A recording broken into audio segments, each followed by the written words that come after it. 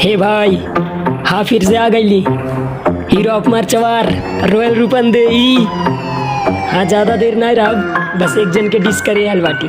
हाँ और वैसे भी समझदार के लिए इशारा काफी होला, और लइकन खातिर गुब्बारा काफी होला। हाँ या घूम घूम घूम साल कर बदनामी हम पामर आशिक सर भी लेके घुमाता नहीं चाहिए मिल बेते सिनेमे में ठोक देव गोली अब बच के तेरा ये साला सुअर हरामी रे। घूम घूम घूम साल कर बदनामी हम पामर आशिक सर भी लेके घुमाता नहीं चाहिए मिल बेते सिनेमे में ठोक देव गोली अब बच के तेरा ये साला सुअर हरामी रे। मैटर बाबू पेन बंद कापी न करब, हम ही जज हम ही गुंडा इंसाफी न करब। तोर फाटेला नाम सुन के रॉयल रूपंदेही बाटे गलती ते कैले हम माफी न करब। भले पतरे भले बाकी रखी जिगर इहो जिला रूपंदेही ना बकौनो फिकर। हम केहू के आगे ना झुकाई लसर मरचवारे में घर ना बकेहू से डर।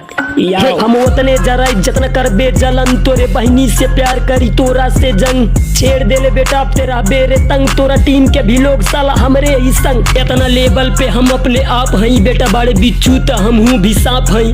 तू सब वीडियो बनावे ले डिस करे खातिर हम ई सब में तोहनी के बाप हई। याओ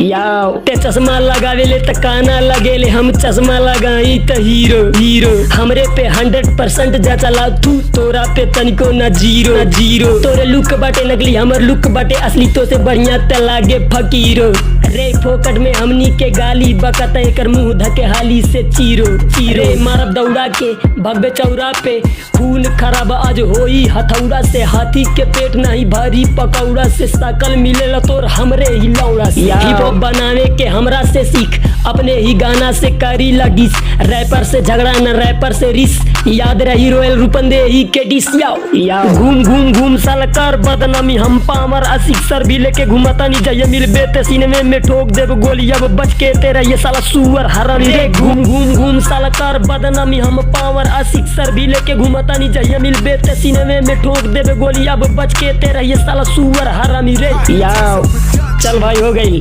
इतना तक काफी बा सुधारे खातिर। हाँ याद रहे रॉयल रूपंदेही।